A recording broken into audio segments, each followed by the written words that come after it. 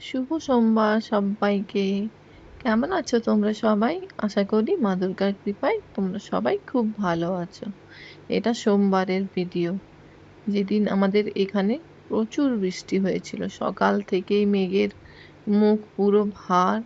আর বলতে গেলে সকাল থেকে সন্ধে রাত একই রকম বৃষ্টি হয়েছিল। খুব কম সময়ের জন্য বৃষ্টি ছেড়েছিল। আমি বাইরে দাঁড়িয়ে দাঁড়িয়ে ওটাই দেখছিলাম যে একবার করে এত জোরে বৃষ্টি আসছে আর একটু বৃষ্টি ছাড়াচ্ছে, কিন্তু মেঘের মুখ যেই ভার।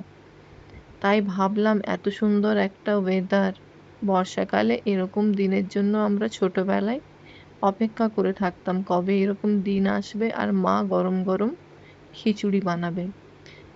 মানে প্রতি সপ্তাহে কিছু না কিছু রান্না হয়, কিন্তু যেদিন ছুটির দিন থাকে সেদিন মনে হয় কিছু ভালো বানাই। তো আজকেও ছুটির দিন, আজকেও ছেলে বাড়িতে আছে, বর বাড়িতে আছে, সবাই মোটামুটি বাড়িতে, কিন্তু বাইরে যে যাব সেটারও কিচ্ছু করার নেই, কারণ কি বাইরে ওয়েদার খুবই খারাপ। তো সেই জন্য ঠিক করলাম যে ছোটবেলার মতনই খিচুড়ি বানাবো। ছোটবেলাতেও মা খিচুড়ি বানাতো, তার সাথে ডিম ভাজতো, আর ওই খাবারের স্বাদ আজও মুখে লেগে আছে। ওটা হয়তো সারা জীবনেও ভোলা যাবে না। মায়ের মতো হয়তো অত ভালো খিচুড়ি বা রান্না আমি করতে পারি না, কিন্তু চেষ্টা করি ছোটবেলার কিছু কিছু জিনিস করতে এবং ছেলেদের সাথে ভাগ করে নিতে। তো এই দেখো, চালগুলো আগে ভিজিয়ে দিয়েছি, আর ডাল দুটো মুসুরি আর মুগ, এটাকে একটু তেলে হালকা করে ভেজে নিলাম। যখন একটু ভালো গন্ধ বেরিয়ে এলো, গ্যাসটা বন্ধ করে দিলাম। তারপর বেশ ভালো করে ডালটা ধুয়ে নিতে হবে, কারণ কি ভাজার আগে আমি ডালটা ধুইনি, সেজন্য ভালো করে ধুয়ে এক সাইডে রেখে দিলাম। আর এইদিকে ভাতের হাঁড়িটা বসিয়ে দিয়েছি। চালটা তো বললামই অনেকক্ষণ আগেই আমি ভিজিয়ে রেখেছিলাম। তারপর জল দিয়ে দিলাম, জলটা একটু গরম হওয়ার পর চালগুলো দিয়ে দিলাম, আর তারপর ডাল দিয়ে দিলাম, দু রকম ডাল। আর তারপর পরিমাণ মতন দিয়ে দিলাম হলুদ, আর দিলাম লবণ। বর্ষাকালের দিনে কে কে খিচুড়ি খেতে ভালোবাসো অতি অবশ্যই কমেন্টে জানিও। আর কে কে খিচুড়ি প্রেমী সেটাও জানিও। আর খিচুড়ির সাথে কার কি খেতে ভালো লাগে, ডিম, মাছ, মাংস না অন্য কিছু, জানিও। এরপর আমি সবজিগুলো কেটে নিচ্ছি। এদিকে আমি ফুলকপি আলু কেটে নিয়েছি, গাজরটা বাকি ছিল, গাজরটা কেটে নিলাম, তার সাথে একটু ক্যাপসিকামও দিয়েছি, বিনসও দিয়েছি। প্রথমে আলুগুলোকে ভেজে নিলাম।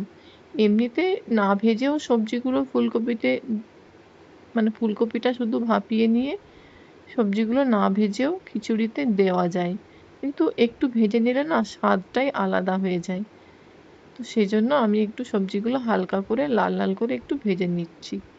এদিকে দেখো আলু ভাজা হয়ে গেল, তারপর গাজর, বিনস, ক্যাপসিকামটা দিয়ে দিলাম। আর তারপর এদিকে আমি মুসুরির ডাল একটু ভিজিয়েছিলাম। কেন ভিজিয়েছিলাম জানতে হলে পুরো ভিডিওটা দেখতে হবে। এই মুসুরির ডাল ভেজানোটার সাথে দিয়ে দিলাম এক কুচি মতো, মানে একটা পেঁয়াজ দু কুচি করে দিয়ে দিলাম। তারপর ফুলকপিগুলো এদিকে সেদ্ধ করে নিলাম। সবজি আমার সব সেদ্ধ, খিচুড়িতে দিয়ে দিলাম। ডাল চালটাও এখন 50% মতো সেদ্ধ হয়েছে। এরপর সবজিগুলোও দিয়ে দিলাম, আর এদিকে দেখো আমার ডাল বাটাও হয়ে গেছে।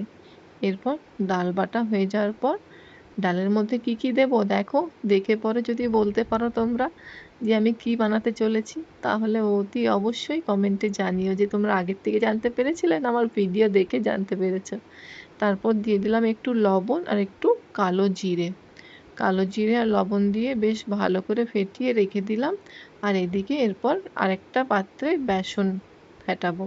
বেসনের মধ্যেও দিয়ে দিয়েছি কালো জিরে, লবণ, হলুদ দিয়ে, আর একটু দিয়ে দিলাম গোলমরিচ। এসব দিয়ে একটু বেশ ভালো করে বেসনটাও ফেটিয়ে রেখে দেবো। বেসনটা যেন বেশি পাতলা না হয়, একটু যেন টাইট থাকে। তারপর দেখো তেলটা দিয়ে দিয়েছি। এরপর আমি খিচুড়ির মশলাটা বানিয়ে নিচ্ছি। খিচুড়ি হয়ে গেছে। আমি দু রকমভাবে খিচুড়িতে ফোড়ন দিই। প্রথমে একটা মশলা বানাই, যেখানে আমি পেঁয়াজ দিয়েছি কুচি, তারপর এদিকে টমেটো, আদা, রসুন, লঙ্কা, জিরে, ধনে, কাশ্মীরি মির্চ, হলুদ, লবণ সব দিয়ে মশলাটা বেশ ভালো করে কষে নিতে হবে, যতক্ষণ পর্যন্ত না এই লাল লাল ভাবটা চলে আসে আর চারিদিকে তেলটা না ছেড়ে যায়। মশলা রেডি, মশলাটা দিয়ে 10 মিনিটের মতন ফোটাবো খিচুড়িটা। একটা আলাদাই গন্ধ বেরিয়ে আসবে, এত সুন্দর গন্ধ না, আহা দারুণ লাগে। হয়ে গেছে খিচুড়ি। এরপর আমি দিয়ে দেবো একটু তেল, তার মধ্যে দিয়ে দেবো 2-3টে মতো শুকনো লঙ্কা আর একটু মতো পাঁচফোড়ন।